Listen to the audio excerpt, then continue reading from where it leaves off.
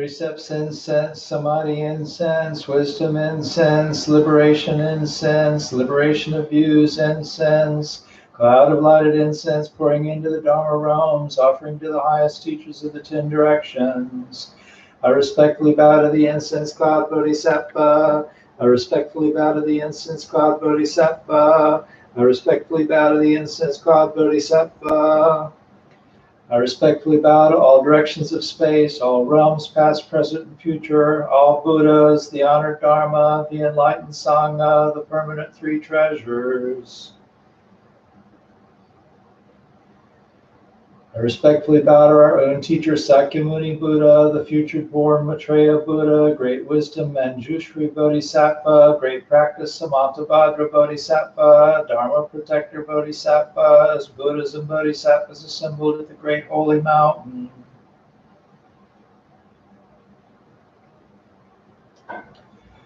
I respectfully bow to the great love, great compassion, Amitabha Buddha of the Western Paradise, great compassion, Avalokiteshvara Bodhisattva, great power, Mahastama Prada Bodhisattva, great vow, Ksitigarbha Bodhisattva, all the Bodhisattvas in the great pure ocean.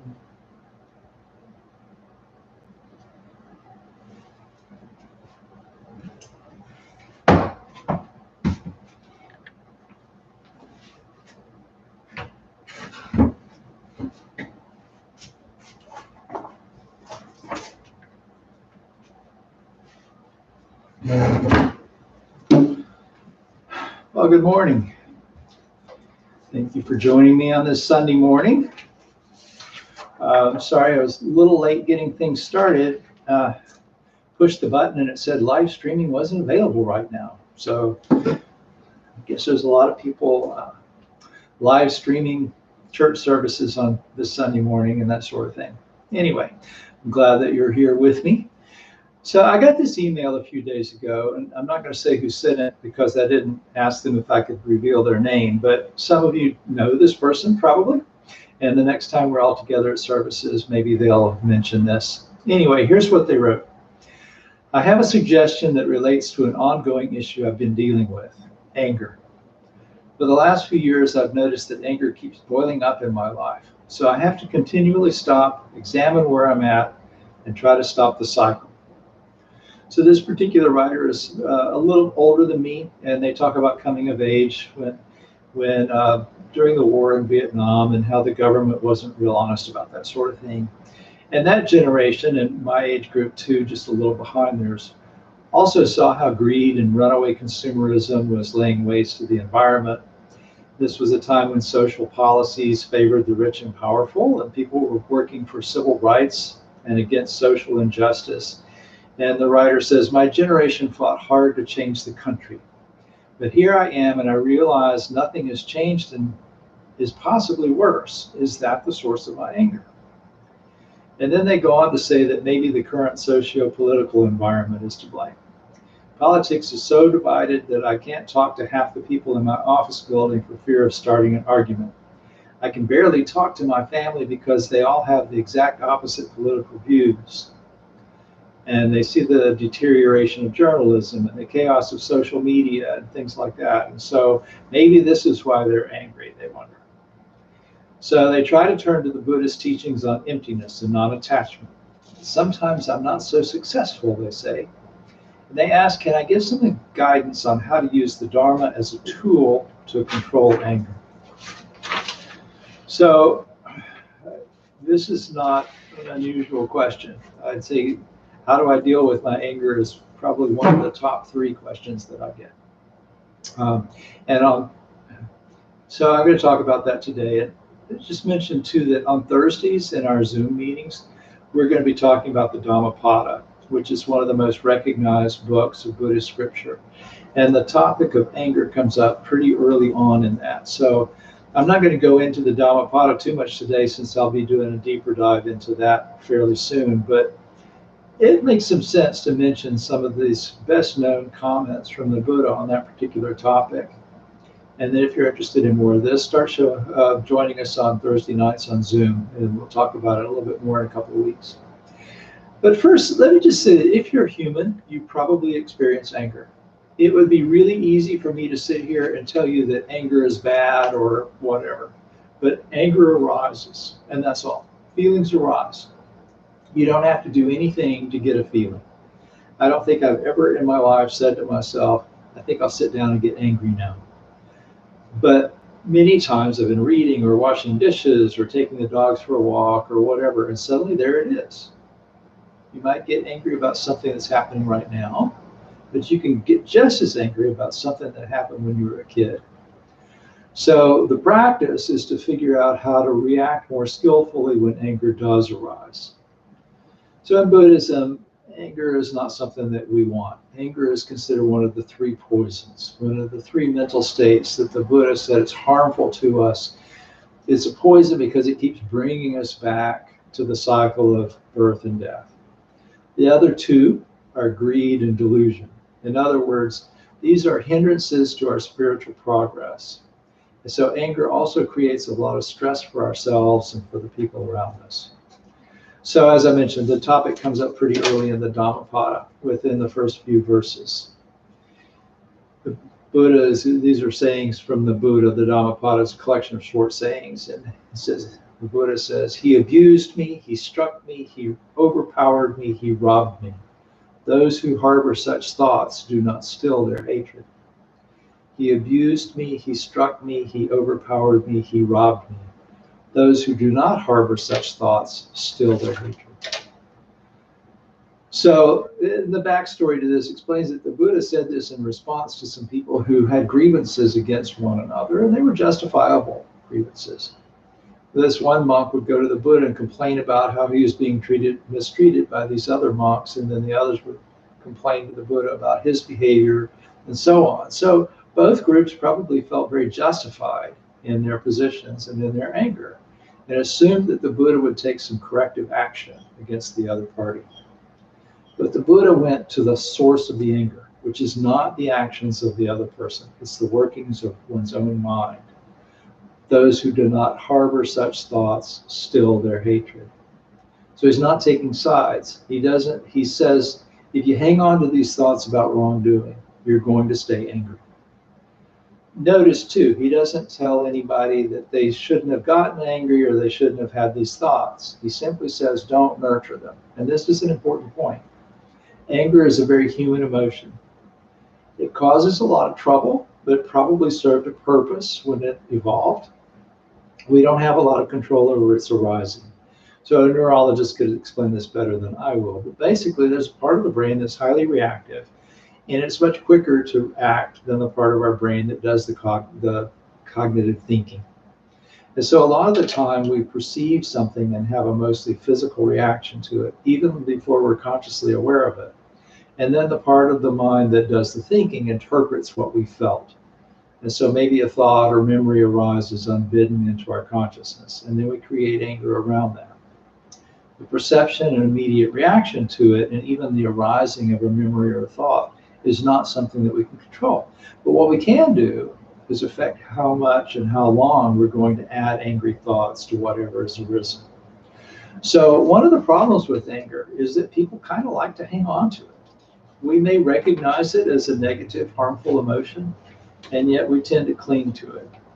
And I just read something recently about a study of outrage, which a lot of people experience these days. You read something about the government, for example, and bungling some aspect of its response to the pandemic, which is an important thing to all of us. And outrage comes up. And weirdly enough, outrage can make us feel better. I guess we feel like our outrage has done something about the situation that we got angry about. So a lot of us, even when we realize that anger is harmful, are not that willing to let it go. We're uncomfortable. It makes us uncomfortable. It makes us suffer. But we want to change the person or the situation we're angry about, not change ourselves. And so the big problem with anger, then, is that it tends to breed more of it. The more you feed it, the more it grows. So the Buddha once pointed out that the only solution to anger and hatred are non-anger and non-hatred. So this is the 5th verse of the Dhammapada. Hatred is never appeased by hatred in this world. It's appeased only by non-hatred. This is an eternal law. So the Buddha didn't say things were eternal laws very often. So that must have been important to him. Hatred is never appeased by hatred. It's only appeased by non-hatred. So monks in some traditions are often asked for blessings and protections, like protection spells and that sort of thing. And there was a famous Thai monk named Ajahn Mun, and one time he was asked for a victory protection, and he simply said, "Conquer anger with non-anger." He knew that that was the best protection you could have, because if you can't calm your own heart, you're not going to win, no matter what you do. And so the first thing you have to do is recognize that your anger is harmful to you. The Buddha would compare anger to hurling a hot coal at someone or flinging dung at them. Yes, you might cause them some embarrassment or discomfort, but you burn yourself or soil yourself in the process. And so maybe the object of your anger is harm, but you've harmed yourself for sure. So this doesn't mean that you have to walk around having an it's all good attitude, or that you shouldn't want to address social injustice. In fact, I hope that you're all responsible members of society who do what you can to make things better for everyone. But anger is not especially helpful in that regard. So let me tell you a story. One of my teachers, Reverend Koyo Kabose, he's a second generation Japanese American, and he's the son and Dharma heir to Reverend Gyomei Kabose, the late Reverend Gyomei Kabose, who founded the Buddhist Temple of Chicago. So in 1941, as you probably know, Japanese aircraft bombed Pearl Harbor, U.S. naval base in Hawaii. And in 1942, Japanese Americans were all ordered out of the U.S. West Coast. And Reverend Kabose and his family, including at the time his infant son, who became Koyo, were ordered to move from Southern California to an internment camp in Wyoming. So I have to tell you, if the government came along and said everybody with an Irish name like Sullivan had to leave Florida and go live in a camp in Wyoming, I wouldn't like that very much. In fact, I'd probably get mad.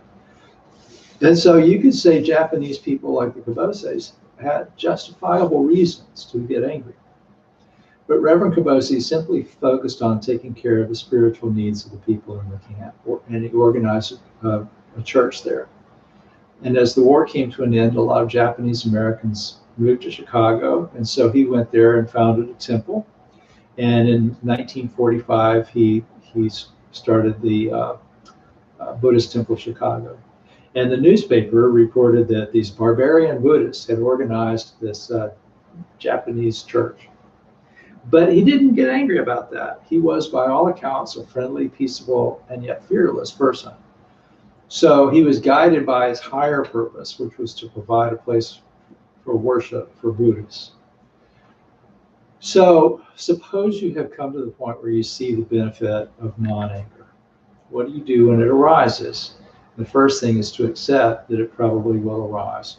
You're human, it's part of the karmic package. So let me go back to verse 5, because if there's one verse from the Dhammapada that is worth remembering, it's this one. Hatred is never appeased by hatred. It is only appeased by non-hatred.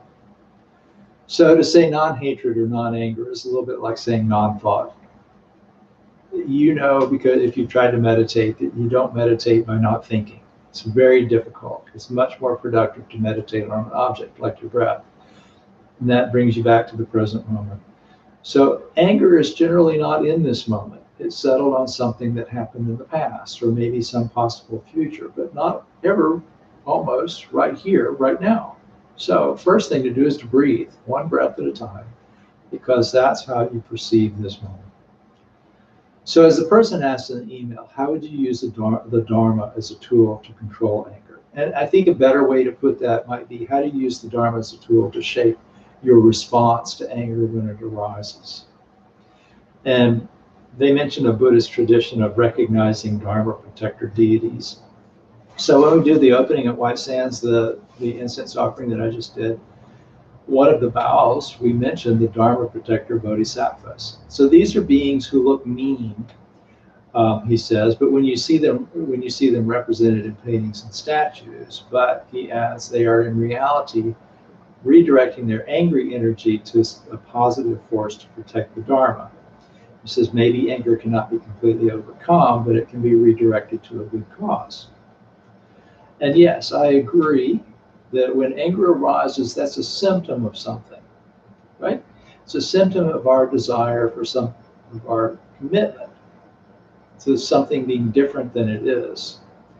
Um, and I use this idea of Dharma protector bodhisattvas myself. One of my favorite Buddhist deities is one of these Dharma protectors, a bodhisattva, the name Achala, Sanskrit. The Japanese name is Fudo Myoyo, which means immovable wisdom king.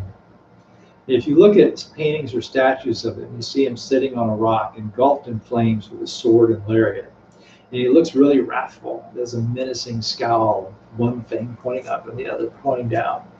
So if this is a wrathful being, what is the target of the wrath? And we might hope that his anger is directed at the people that we're angry at.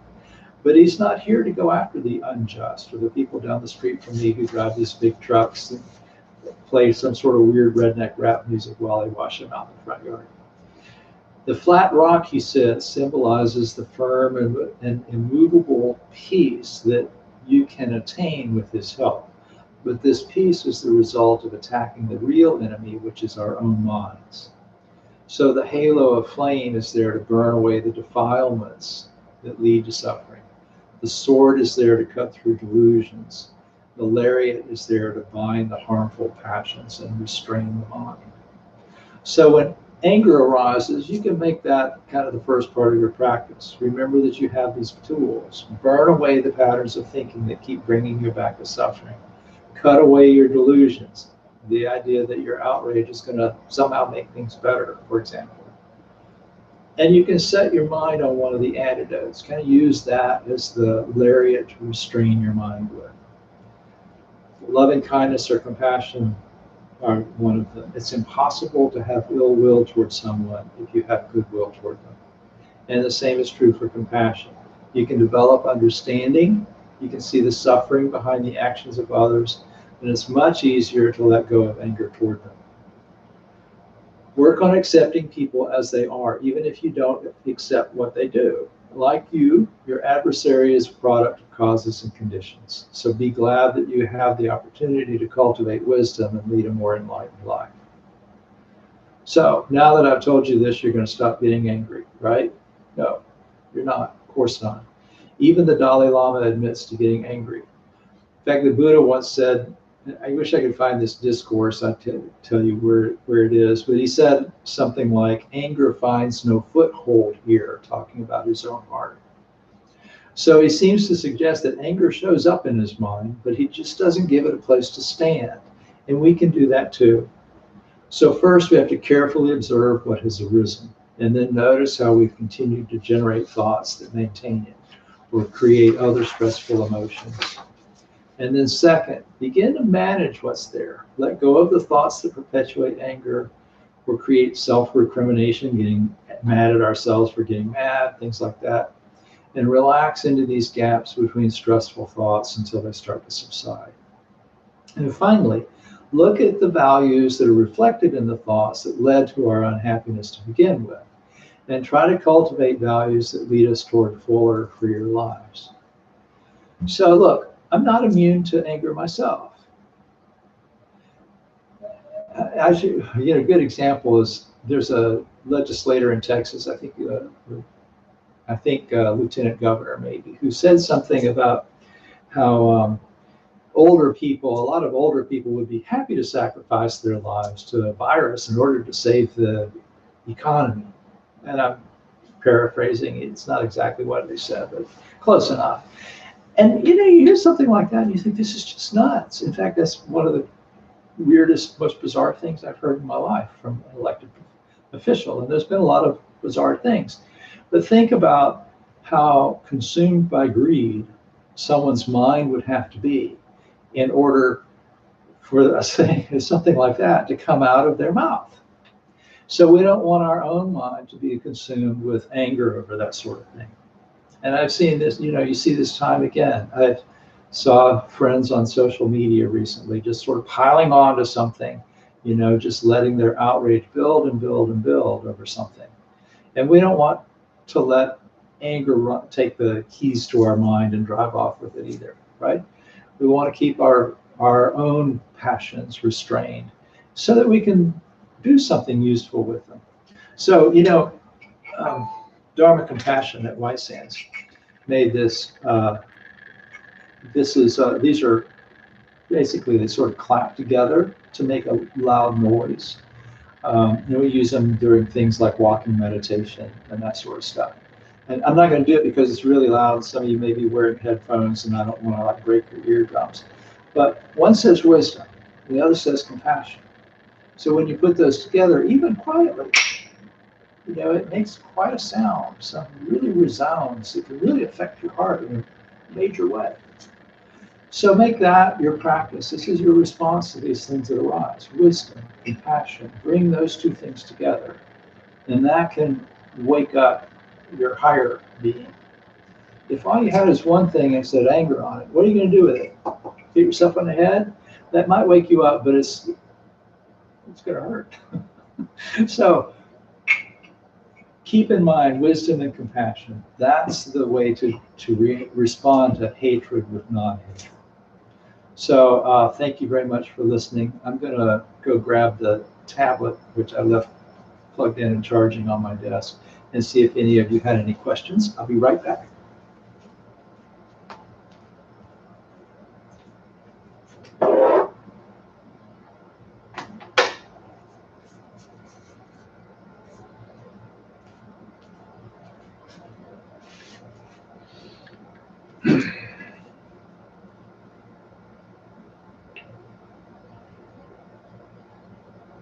So I don't see any questions or comments, and that's fine. As I mentioned, we will be talking about, so Thursdays, just so you know, we meet on Zoom, and you can find that information on our website if you're not getting our email notices. Most of you probably are, and that's probably why you're here. Those are very conversational. It's kind of hard to have a conversation on YouTube. But if you join us Thursday evenings on Zoom, we can talk about these things some more. This Thursday, we'll talk about the first 2 verses of the Dhammapada. I'll give you the backstory on those, and then we can discuss, what that means to our lives. And then probably the next Thursday, we'll talk about these verses that I talked about today.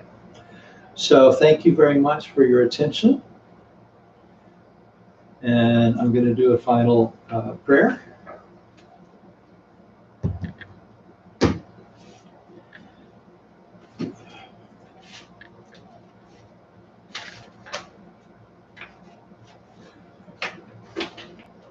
Buddha nature pervades the whole universe, existing right here now, and offering flowers, candles, and incense, hearing the Dharma and training the mind, great merit is attained. We dedicate this merit to the great Master Shakyamuni Buddha, the all-pervading and everlasting 3 treasures, to the 16 guardians and all protectors of the Dharma and their relations throughout space and time, to all ancestors of this Sangha and all beings in the Dharma world. May penetrating light dispel the darkness of ignorance. Let all karma be resolved in the mind flower bloom in eternal spring. May the Dharma body maintain strength and health, and years of life be lengthened for all teachers of this Sangha. May their vows be fully realized, and may they live in perfect peace with Buddha Dharma.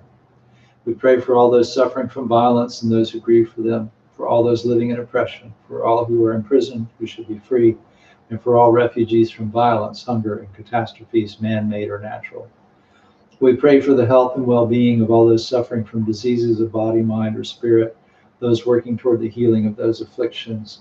We especially pray for those suffering from COVID-19, those working to protect and treat them, and those grieving for those lost to this pandemic. At this time, we have members of our congregation, friends, and loved ones suffering from cancer and other diseases and who are grieving for lost loved ones. We pray for them and send loving thoughts their way. May they all be serene through all their troubles, and may we realize the enlightened way together. Sabbe sata sadahantu avera sukha jivino katang punya phalang vihang sabbe bhagi bhavantu te May all beings always live happily, free from animosity. May all share in the blessings that spring from the good we have done. Thank you, and I look forward to seeing you Wednesday or Thursday or next Sunday, whenever you can be here.